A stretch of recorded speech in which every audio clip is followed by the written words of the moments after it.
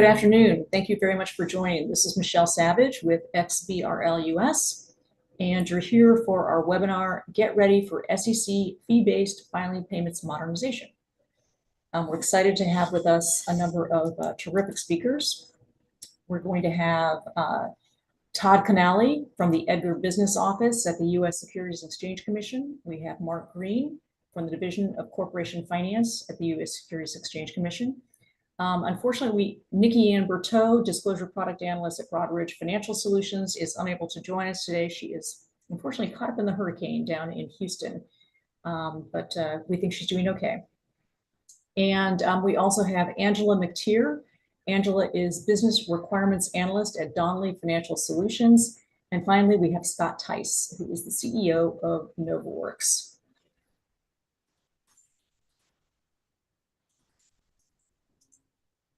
So for our session today, we're going to start off with an overview of the rule. We'll then go into kind of take a deep dive into practical tagging and preparation. Then we'll have a conversation with the SEC, with Todd Canale and Mark Green. And then finally close up with resources and tips.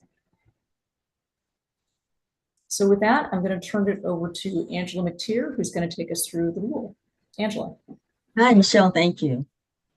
Okay, so overview of the rule. So effective January 31st, 2022, the SEC implemented rules that removed the filing fee information from the cover of most fee-bearing forms and required that all fee information be included in a new filing fee exhibit, EX filing fees.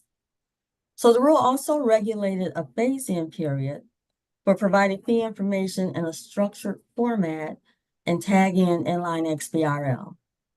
Doing this, the SEC believes that moving the fee information to an exhibit would assist with streamlining the presentation of the information. So to assist filers with becoming familiar with the new requirements, beta was provided October 4th, 2023 through December 22nd, 2023 in a new beta environment.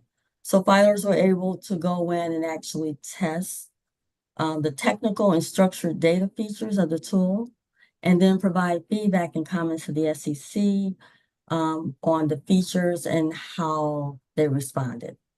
Okay, next slide.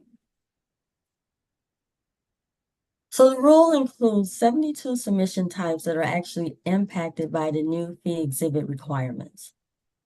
Right, and that includes your registration statements, some proxy forms, and including the 424B prospectus. So most fee-bearing forms and schedules were amended to require enhanced disclosure of the fee information. So information required in the structured fee tables, it varies depending on the form type and rule reference in the form, meaning that maybe some of the information that may be included in the fee exhibit for an S1 could possibly differ from that information included in an S3.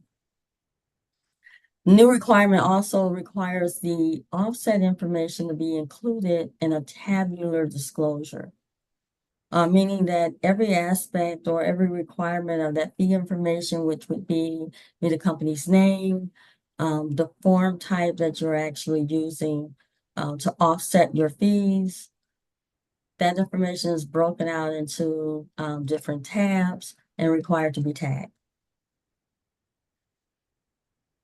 The Edgar performs actually heightened validations on the new fee exhibit.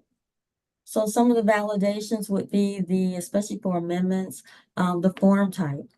So if you put in that the amendment is an S1 and your initial filing is an S3, it's going to prompt an error in your fee exhibit. So a lot of heightened or enhanced validations were definitely included in the system for this exhibit.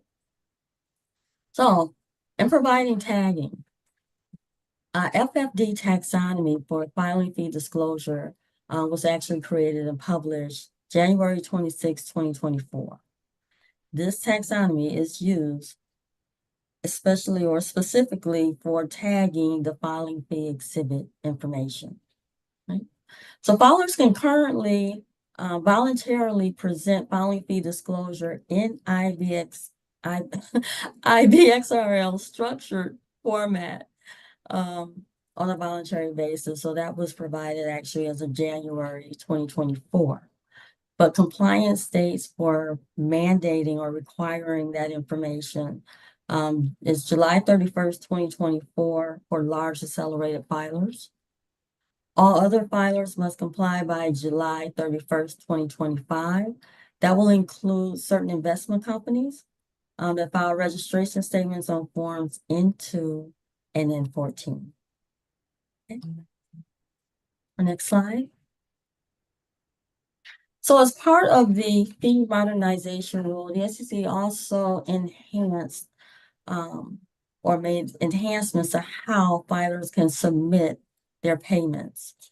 Automated clearinghouse, its ACH is still available.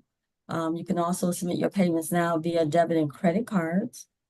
And all payments can be made or submitted online via the SEC's ever filing site. But also note that as part of this enhancement, the SEC no longer accepts payments by check or money order. Okay, they are no longer allowed. Okay. And with that, I am going to turn it over to Scott Tice, and he's going to provide detailed information on practical tagging and preparation. Thanks, Angela. Here you go.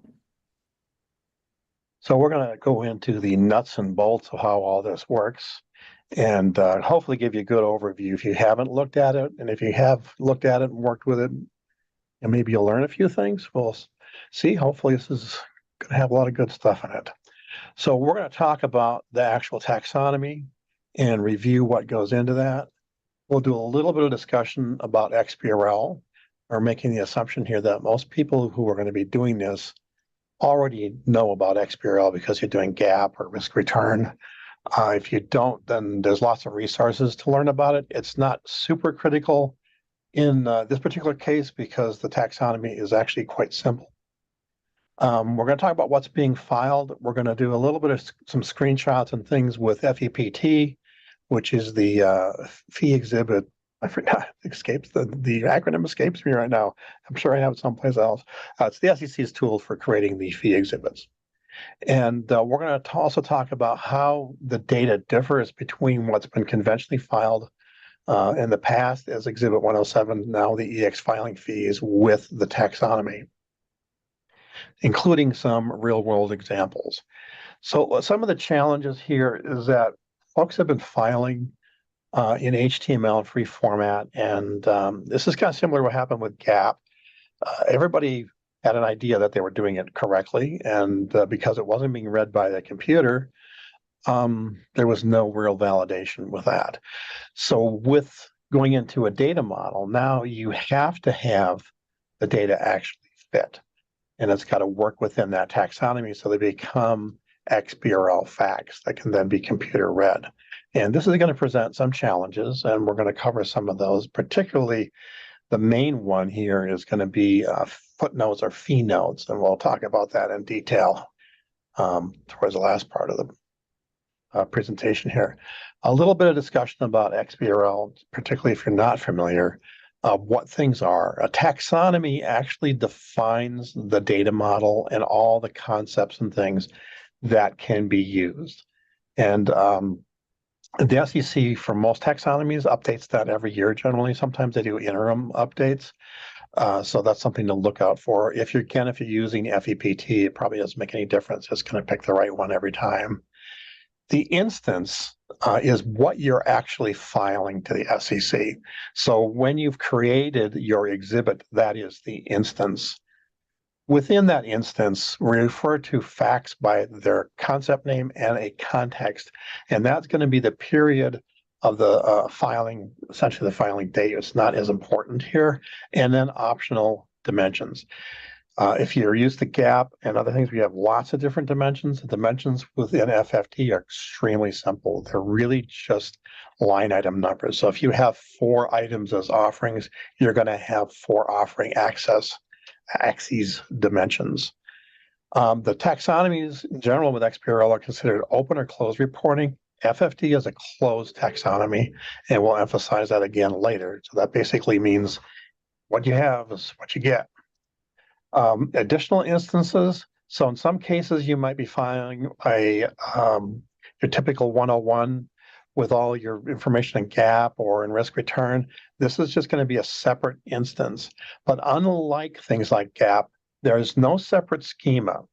It's important to kind of remember when you frame these things that XBRL, when you file a gap thing, you're filing your taxonomy, which incorporates gap.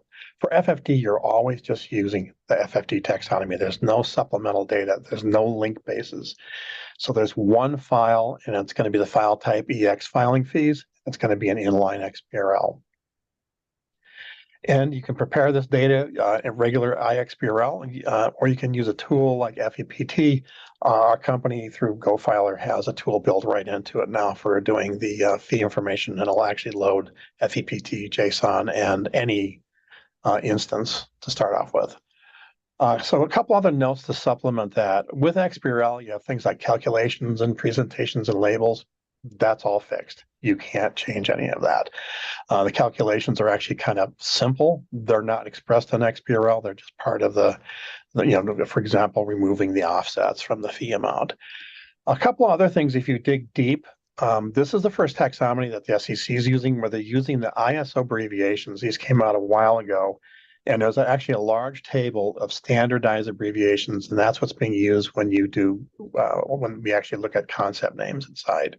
So, don't be surprised by some of these. They tend to be a little cryptic until you've actually gotten used to it. The exhibit number, now people are doing EX filing fees even for plain HTML, but that's what you're going to be using. You're not going to be using EX 107 anymore. So the primary form of the particular that you're filing or submitting is going to determine what fields are required. And those things have a relationship. You're going to have a submitting form, and you're going to have the form it's filed under. So they have to work together with each other, and it's going to automatically do that with FEPT. Once you've done that and gotten in, you generally speaking, there's some minor variations. You're going to have 5 areas that you're going to put data in. The first one, the submission information, is mandatory. I have a table in there. That's what they refer to it in a document, but it's really non-dimensional stuff. The summary of the fees you're actually paying. This is essentially what's in the XML right now. It's just an iXBRL. The offerings, that is also a much more expansive version of what is in the XML and has been used for years. We have offsets and then combined prospectuses. The rule that you use on each line item and which rule you're coming in with is going to change which facts are required.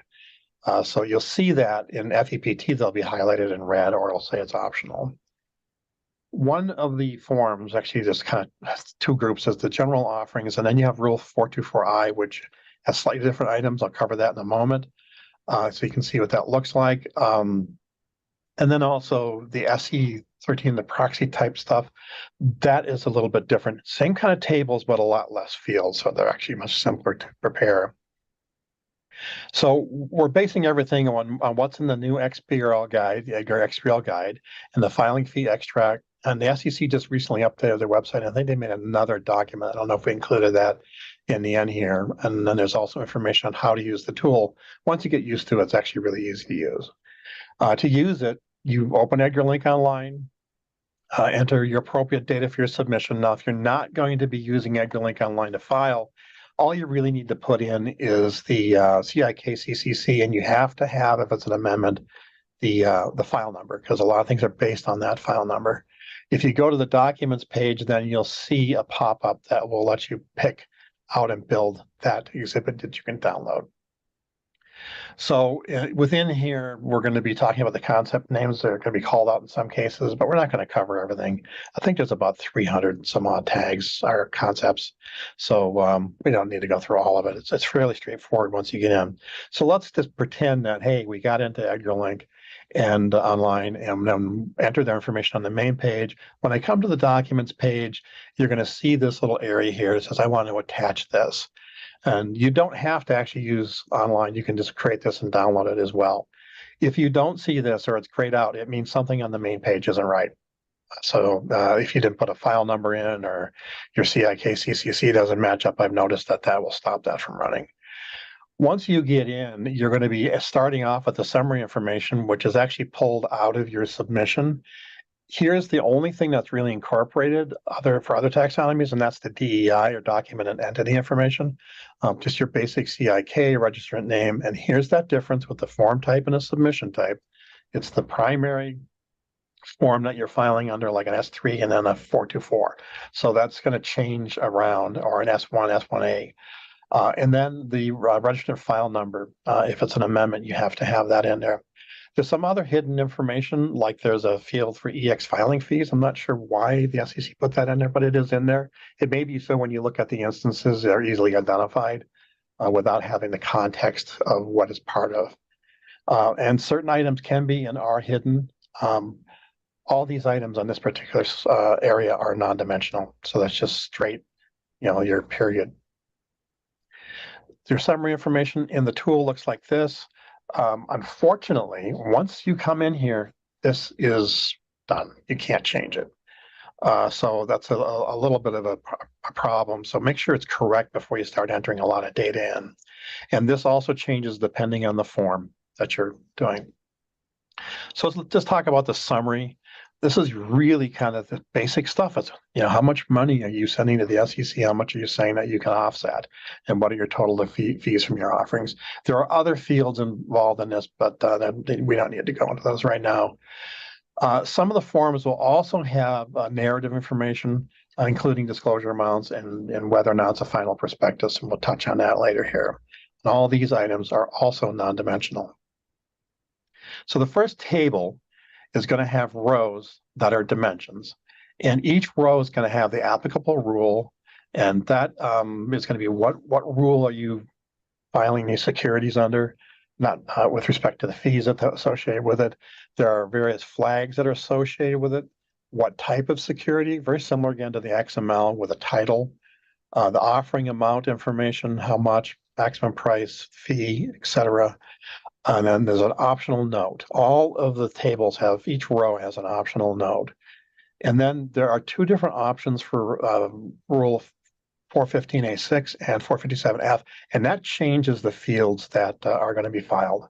So you kind of have to watch out for that. If you're saying, I need a field, why isn't that there? Well, maybe because you didn't pick the right rule.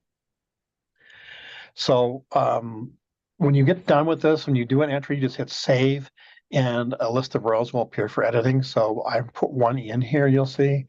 I made common shares under 457A, $1.8 million, and this is the fee associated with it. It doesn't show all the fields, it's just a summary, and then you can edit or delete those and throw them in. I don't think you can change the order of them. There's no way to do that, so you want to make sure you put them in the right order when you start. So here's a sample of starting off with the table one. You'll have a section. These are broken out in 3 different sections. And once you pick this and start adding, you pick the rule that you want. And then there's also descriptions. There's lots of text in here to help you out for the first time, while you're getting used to this, that's what these things apply to. So if you don't know what the rule is, you can just go and look at the information about that. I mentioned before 457F, that's part of this here as well.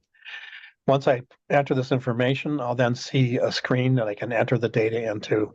And this will change if you're 415A6 or you have 457F, and there'll be more fields on there and also what is required. All of the fields have little pop-up info things, which tell you a lot about the information that can be put in there. So let's move on to table 2. This is going to be your offsets. And are either going to be claims or a source. There are 3 rules associated with this that you have to pick. It's similar to table 1. When you look at the inline XBRL that's generated, it actually breaks them into 2 different areas of the table. And here are all the basic information that's associated with that. Like table 1, there is an optional note, but depending on the rule, there are required notes for explanation for the claim amount or termination or completion or item, and we'll look at that also in a moment. So if I was to go to table 2, I'll see the 3 rules that are associated with that. I can then pick that particular rule. I determine if it's a claim or a source, and then I can go ahead and enter the information. And that claim or source is going to change what fields are in here. So notice that the offset node is optional, but the explanation for this rule is not. You have to have that in there. And then you have the combined prospectuses under Rule 429. This is actually fairly straightforward with the fields that are in here, dates and file numbers and et cetera, security and type and title. So there's also on some forms like the 424B1, et cetera, where you have final prospectus information. Remember how I said at the beginning of this, the summary will change. So in this summary here with the B1 and an S3, I now have a file number.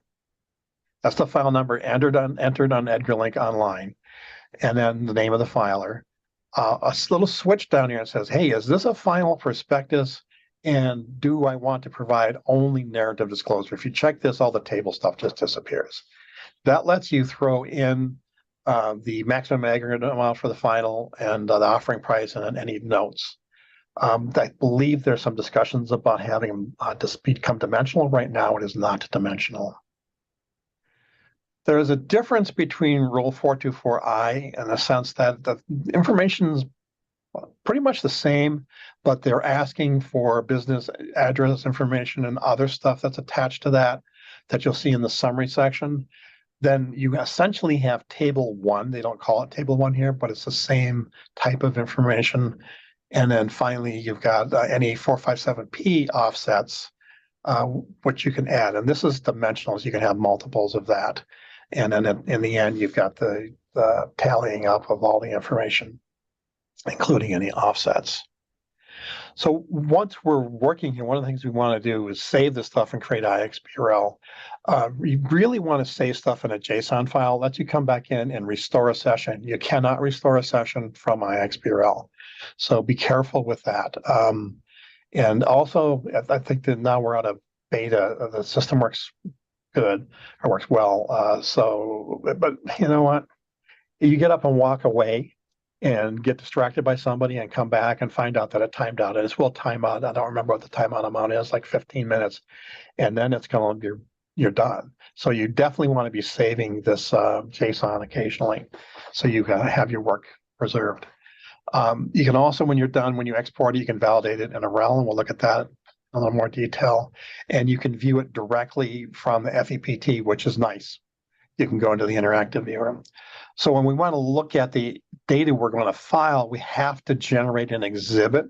And once we do that, we get this EX filing fees thing. You have the download, gives you the IXBRL file that you can include, and you can include that back into EdgarLink Online. Or you can do a little I here and actually view it as if it would show up in the interactive viewer.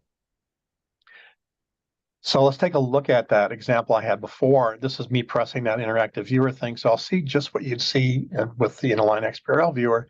And if you click on a field like the maximum aggregate offering price, I can see then the fact value, the tag and the concept, FFD prefix on that and the period and all the associated information. The currency is USD, et cetera. If I put this in a rel, I can see the facts just as they are. I also get validation. Now this is complaining here about my file name choice. I think I downloaded and not changed the name that it was given by the browser. So that's not really that important. But if you have things that are incorrect in here, wrong filing number, fee, or you have something that doesn't add up, this is particularly true if you're not using FEPT. FEPT is going to make sure that you don't make mistakes. So if you're using it for this free format inline XBRL, this will help to make sure it's all okay. You can also then look at the data as your standard interactive data rendering. And again, here are all your facts. And you'll notice the presentations, it's just the summary. It's the offering. I have in one table, and then the summary. That's the summary of the fees and the header information. All right, let's go into the tough part now, and that's actually getting the data into the model. Yeah, we don't think a gap in risk return is modeled, but it actually is modeled. I mean, when you go in and look in Yeti, you'll see all the modeling that was done to create the data aspects of those particular taxonomies. And you have a lot of latitude there to change things. But again, FFT is closed. It is what it is. You have to put it in the particular slots. It's a form filler type thing. So a big difference is going to be footnotes versus what we're calling here fee notes. They do not work the same. By convention, we place those little notes on tables, on the headings, and on rows, and all over the place. Can't do that. FFD only allows a note to be added as a fact to a row, to a table row. It's not, you can't use inline facts or footnotes on facts. They have to be actually a separate fact with a text in it. So for all tables, they can all have one optional note. Some rules require, again, that explanation or withdrawal, et cetera, and it's a required item. And again, to be clear, I'm referring to these as fee notes, just to not have any confusion. This is going to be a pain point. If you're a preparer, that's where I come in. My background is, preparing and writing software to help do this stuff. When you're dealing with the attorneys, the people who are actually authoring the work, they have to understand that this has to be done a particular way. So the note numbers themselves don't mean anything. They're assigned by the dimension, and also if you've got more than one, that'll add, because if you've got an explanation and an optional note, those are not actually tagged. They're dimensionalized as part of the table row. There's a couple other things about this. In FEPT, special characters are not allowed. So when you copy and paste things in there, you'll have to be cognizant of that.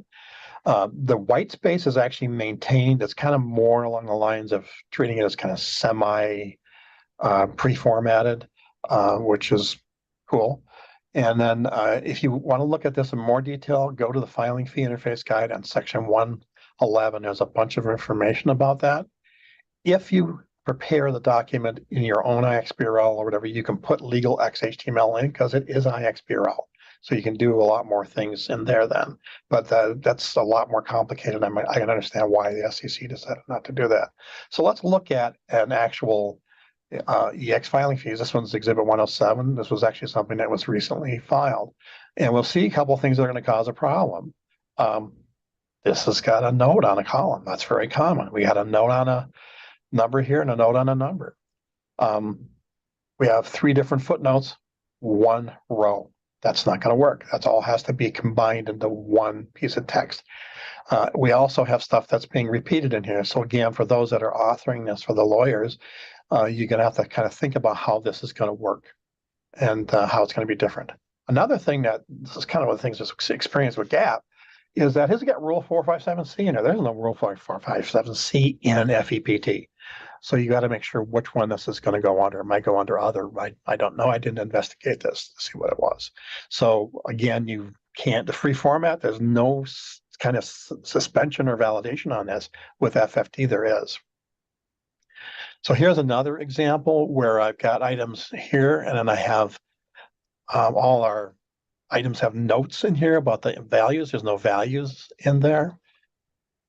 If I pop down to the bottom, this is a unallocated universal shelf. So it has all of these securities included as part of that. In FEPT, in the way that it's rendered, that always comes out on top. So I can have groups of multiples if I have more than one, but they're all going to be the shelf and then the items that are under it. And then here are our notes. So let's take this and actually put it into FEPT and see what comes out.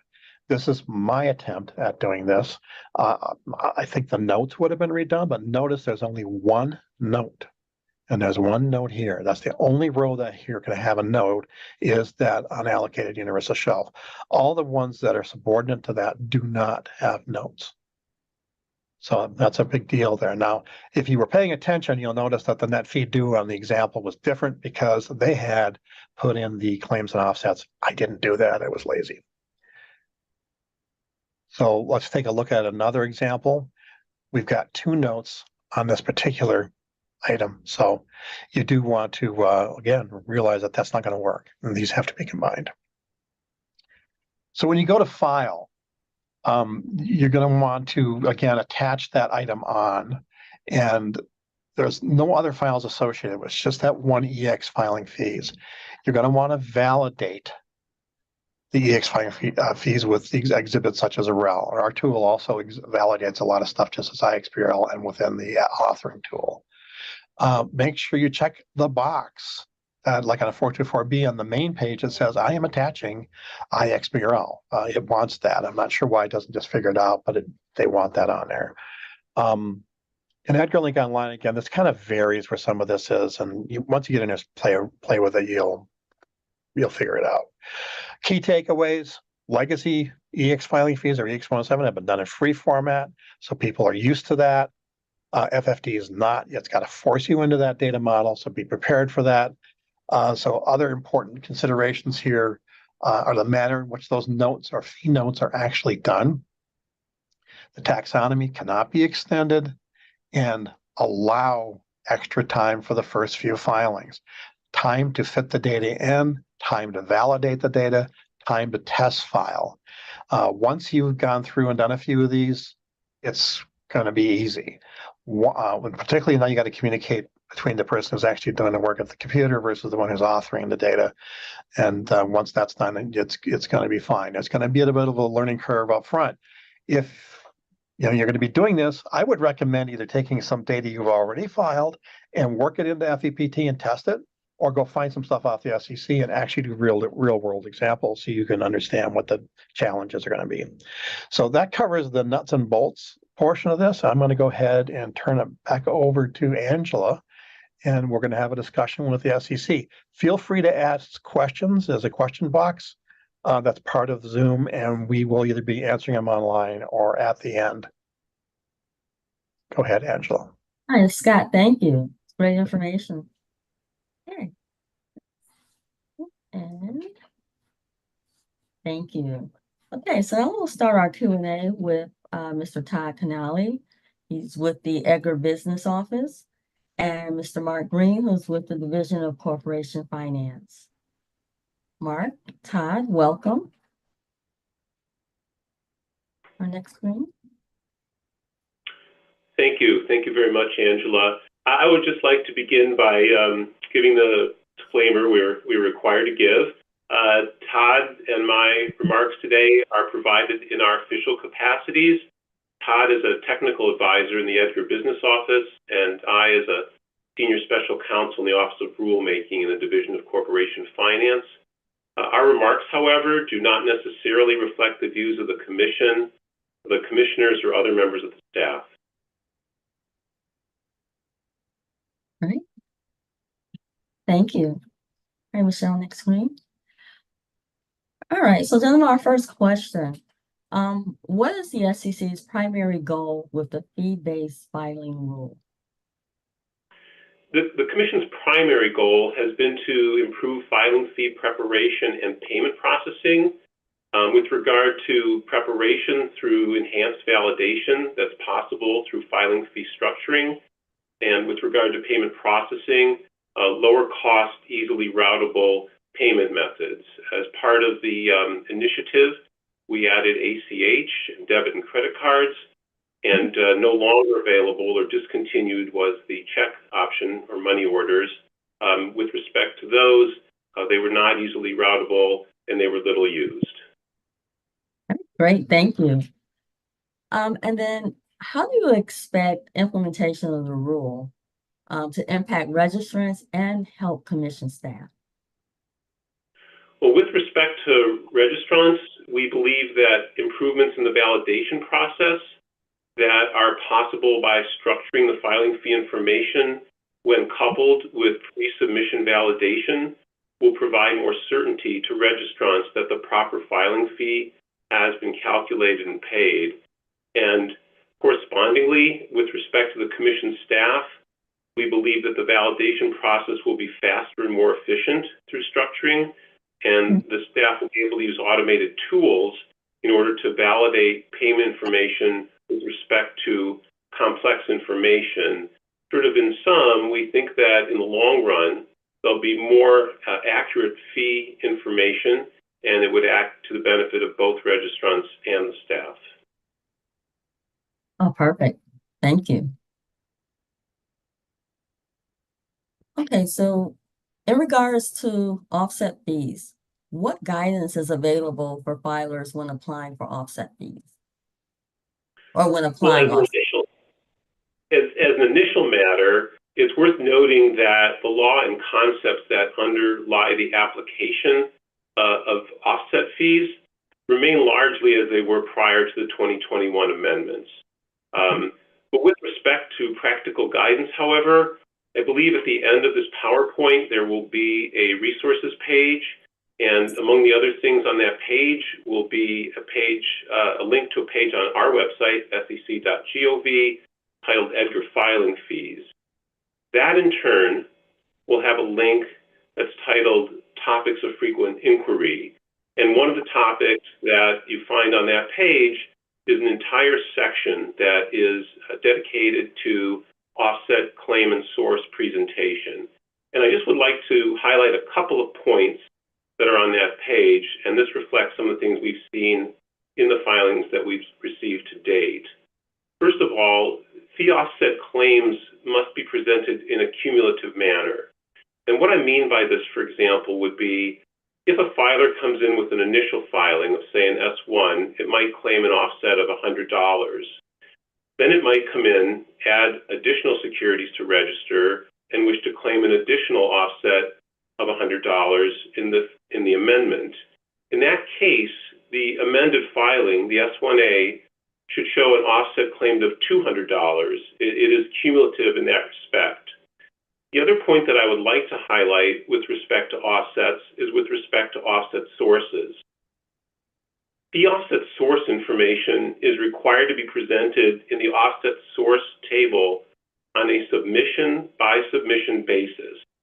And so, for example, if there's a filing from which an offset is being claimed, and there's an initial payment of $100 with the initial filing, an additional payment of $100 with an amendment, and the filer wishes to cite that registration statement for sources, there would have to be at least two source lines. One would be with respect to the initial filing, citing the $100 there. The other would be with respect to the amendment filing, citing the $100 payment made with respect to the amendment. All right, great. Thank you. Very good information. Okay, so now we know that registrants are working during different times of the day, different time zones, especially now with a lot of registrants working remotely. Could filers have access to the FEPT tool during non-EDGAR time periods? Yep, so I can take that. So the fee exhibit preparation tool is available in coordination with the business hours that EDGAR is open. And while we recognize the registrant's concerns, the current EDGAR operating hours, the time period which the fee exhibit preparation tool is available and EDGAR filings can be submitted, is 16 hours a day. And Regulation ST provides that filings may be submitted to the Commission each day, except Saturdays, Sundays, federal holidays, from 6 a.m. to 10 p.m. EST, or daylight savings time, whichever is in effect. Okay. All right, great, thank you. We know that question comes up a lot. Okay, so thank you. Okay, our next slide. So we know that information at times is provided differently within the registrant's document. So is all information in the filing fee exhibit required to be tagged?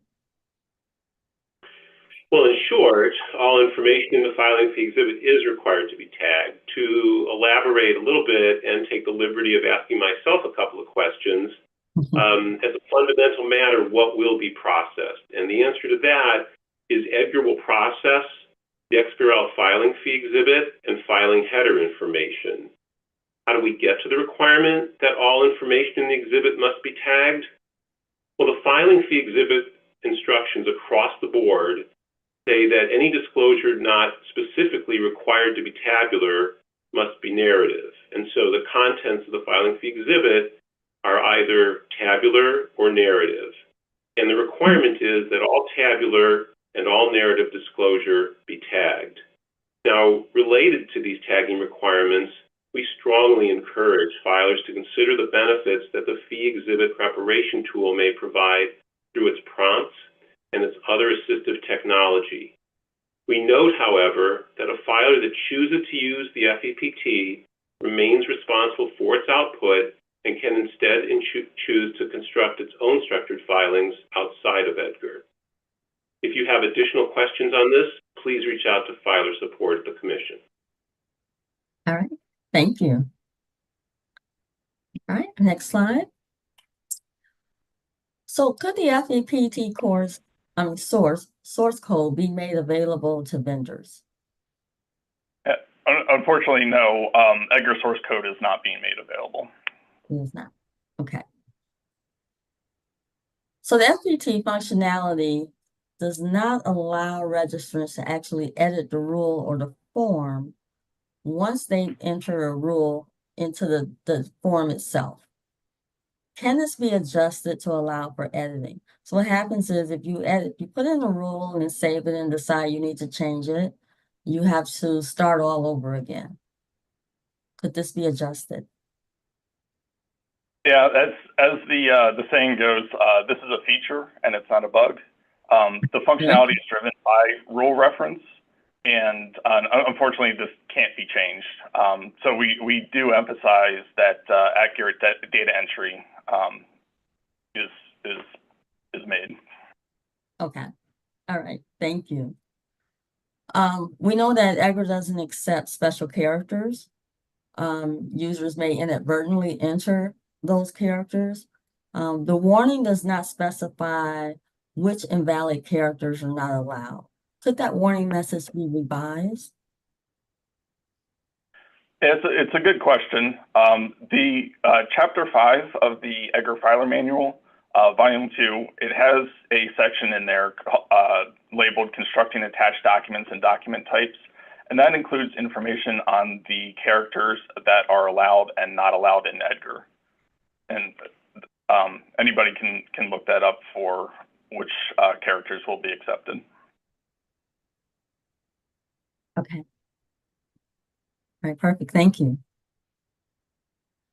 All right, so under the current fee table requirements, when working on a pre-effective amendment filing with an increase in securities, when the rule being referenced changes from the initial filing to an amendment, the SEC fee unit requires an offset to the initial filing. Can the SEC clarify how this should function in the FEPT? I'd like to respond to that in terms of the one rule switch situation that the Commission has expressly addressed, simply because filers might have a switch in mind that might have other implications or require different approaches. And so with respect to other situations, I'd like to suggest that they please reach out to the staff. But with respect to the one situation that the Commission did address, in the adopting release for the fee modernization rules, there's a Section 2C that talks about an amendment that was made across several Securities Act forms that expressly addresses a common switch in a filing fee rule used. And the amendment provides that when a registrant did not rely on 457.0 and seeks to at the same time increase the amount of one or more classes or add one or more classes and decrease the amount of one or more other classes, the registrant is permitted to switch to 457.0, recalculate the entire filing fee due, and claim an offset under Rule 457B in the amount of the filing fee previously paid.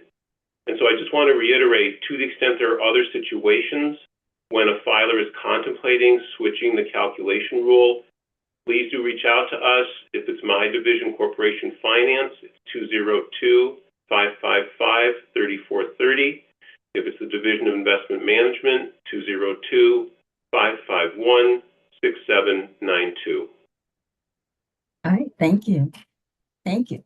Okay, so our next question, I'm sure it's come up quite a bit.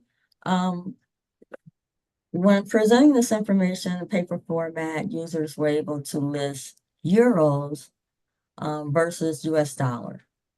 How should this be handled in the FEPT? The simple answer is that filing fees are computed using the US dollar. And if people have particular situations, whether they involve euros, which would be typical, or another currency, we urge them to reach out to the Division of Corporation Finance, would typically be our division that would see the other currencies, and we would wish to deal with it on a case-by-case basis. Okay, all right, thank you. All right, next slide. So HTML fee filing today allows for footnotes to be assigned at the cell level, column and or table level, right? So the new rule only allows footnotes to be assigned at the column level. Is more guidance available on how to manage this situation? Yeah, absolutely. So we recognize the insertion of footnotes changed slightly due to the new structuring requirements. Previously a footnote could be placed anywhere on the fee table and in multiple locations, as you're highlighting here. But with the new structuring requirements, each fee table line item has one associated footnote. And however, the footnote text may address multiple lines or columns of the fee table as applicable.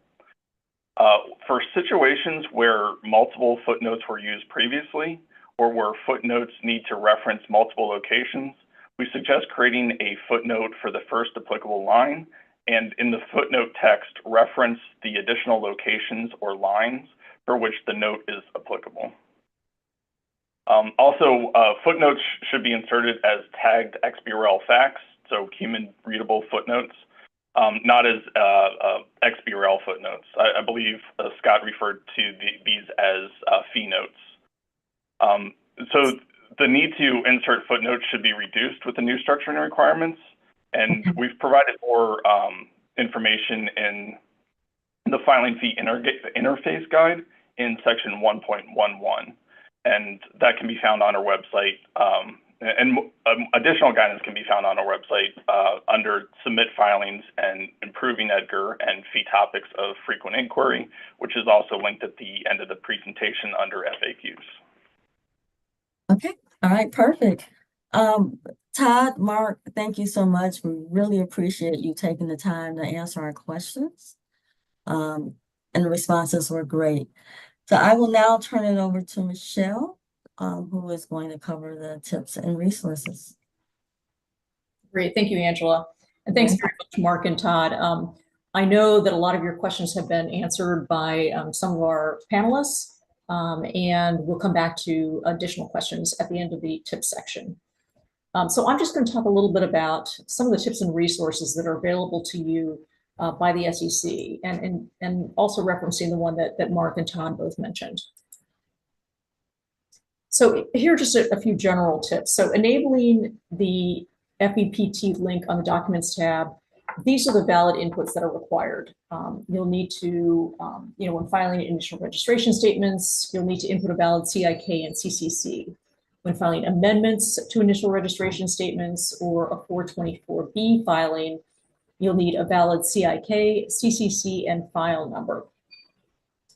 When you're preparing MEF filings, you'll need a valid CIK, CCC, and 462B file number. And when filing fees are optional, select the checkbox "Filing fee is included" on the main page. So as mentioned earlier during the Q&A, filing fees are computed using US dollars. And FEPT automatic calculations are conducted for the maximum aggregate offering price. You can override that by putting in a different amount if appropriate. And there's also an automatic calculation for the amount of registration fees. So for previous paid lines, the amount of registration fee might not equal the aggregate fee rate. Therefore, you can also override the automatically calculated sum. Fee notes are limited to a maximum of 10,000 characters. And the carry forward initial effective date must not match the registration's effective date, and it must not be more than 3 years from the initial filing date of the current registration statement. At least one fees previously paid is required on these submissions, as noted here on the slide. And we will be making these slides available to everyone if you'd like.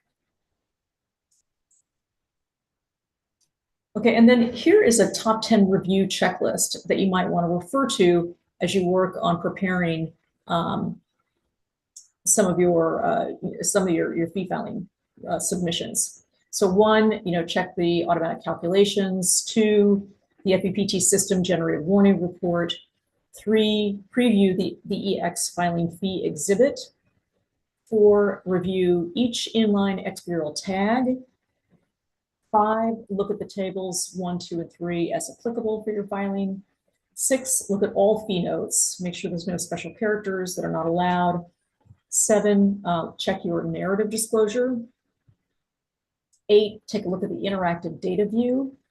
And 9, conduct the AREL validations. And then last, look at the EDGAR test filing results. So that's just a checklist that could be helpful as you go through the process.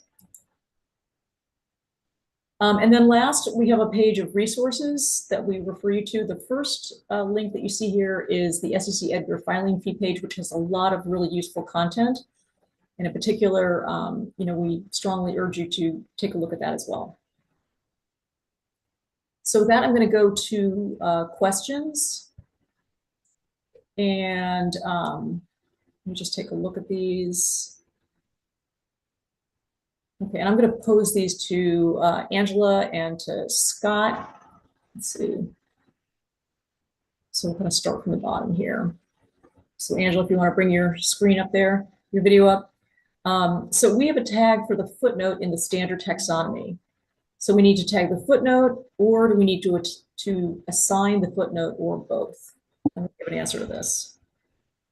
Scott, you're on mute. Yeah, I had to scramble for the mouse.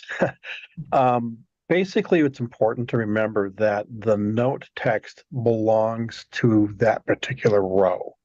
So people who are authoring need to think about it that way. And as was mentioned previously, so if you answered with a fairly lengthy note on item 1, and it applies to the next 4 items, you can just reference the first item. And keep in mind that the numbers are assigned when it is rendered in IXBRL, so that kind of can complicate it to a certain extent, but you can kind of figure out that, well, if it kind of universally applied, you just put it all in the first item on table 1, and then just say reference that first item. You want to add to that, Angela? No, I think you're good. Okay, Angela, sorry, Scott. Go ahead. So Angela, here's one for you. How will forms 424B for large accelerated filers that do not have well-known seasoned issuer status be handled? Currently, their fee exhibits are filed as a single paragraph with a notional amount. Will they be required to tag their EX filing fees exhibit for pricing supplements if they have paid in advance? I don't know if you know the answer to that question. No, for pricing supplements, I'm not aware of the filing fee requirement for the pricing supplement itself. For those prospectus, that is a final prospectus where they are providing just that narrative that is providing the aggregate offering amount or aggregate price. Those are required to be tagged, but not in Mark or Todd. You can correct me if I'm mistaken, but pricing supplements, not seen as a requirement. Okay. Scott, anything you want to add to that, or? Well, I think, first of all, I'm a software developer and I've been around this long enough to know a fair amount about it, but I'm not, in terms of the disclosure and legal requirements, that's something you really need to go look at the resources that are currently up on the screen. And the taxonomy guide also helps you with respect to knowing what is required for each particular field. I think there was one thing that we were talking about with, for example, that final prospectus fields of those being dimensionalized. So that might be something that's going to come down the road. We'll have to wait to see what the SEC is going to actually do with that, and then what transpires, I think, over the next quarter or two, when we have actual usage on the tool. Okay, great. I would just, from my perspective, if you're doing it in free format IXBRL, which you certainly can, I would be try to match what's in FEPT. because that follows the rules that are outlined in that are defined in the taxonomy guide. And REL is going to validate against that. There actually is a fairly extensive set of rules that have been developed, and they're embedded in REL. Unfortunately, they're in rather cryptic programming language, but I think that they've done a good job with that, of matching it. Mhm. Okay. I think we have, let's see. Maybe I'll just do one more question as we're getting towards the end of the hour here. So for narrative-only fee exhibits, the FEPT states that only aggregate amount and/or aggregate price only. An error message comes up when we enter price only. I don't know if we know. The question is this a technical error? Maybe Todd can answer that. I don't know. The other option is to put 0 in there. Right, so the taxonomy does require that you include the aggregate amount and the aggregate price. If not, it will prompt an error. And you could explain it in the narrative section, because that has that narrative Okay. part that's under there, which essentially operates on it like any of the other notes. Todd, did you want to talk about that? If you can. No, I don't think I could address that off the bat without taking a look at it. So we'd probably ask for the filer to contact filer support, and we could take a look. Okay. Yeah, some of these other concerns, if you address them also in writing, I think that helps, our email as well. Yeah, because I think there's some very specific questions that will probably be better left to directing them straight to the SEC for responses. So I want to thank everybody for participating in today's. I'm sorry, Michelle. I would like to address one more question. Oh, okay, sure. Because it is an item that we probably should have covered earlier. So the question is, for large accelerated filers submitting a tagged fee exhibit in a filing, are they required to complete the fee data in the submission header as well? No. So when you're submitting a tagged filing fee exhibit, the fee information in the submission header is no longer required. Once you update your submission header, there is an option that states, are you attaching a tagged filing fee exhibit? When that box is checked, the fee information in your submission header goes away. Right? So Angela, are you still required to put in the? I'm sorry. Are you still required to put in the total fee amount? No. Oh, No. okay. No. So if you're submitting a tagged filing fee exhibit, then the fee information in the submission header is no longer required. So it shouldn't allow for both. Okay. Okay. Okay, thank you. Are there any other questions that you have time to address here? Or? Well, there was a question about the claims. I mean, that stuff all runs by file number as far as I can tell. So you're referencing the existing file number off the SEC's records, and the FEPT will validate those file numbers as well, right on the fly. I didn't show it to you, but it was on the slide with the download of the HTML is also an error report. So if you have exceptions, you can go buy a lot of those exceptions. And it'll also give you that error report. Now, what you do with that, I'm not sure. You may end up having to talk to filer support, which is, again, I think key thing is to really do all this stuff as early as you possibly can, particularly at the start, like any new technology, to avoid that pain of 515 in them. OMG, I'm trying to put this stuff in. All right. Okay. Great. Well, thank you very much. Thanks to everybody who attended today. Thanks for all your questions. Scott and Angela, great job. Todd and Mark, thank you so much for joining us and sharing your insights. There are some additional questions which we will take a look at and see if there's a way that we can help out with those to the extent possible. But in the meantime, check in with us for future webinars. And good luck with filing. Thank you. Thanks, Todd, Mark, and thanks, Michelle, for setting it up.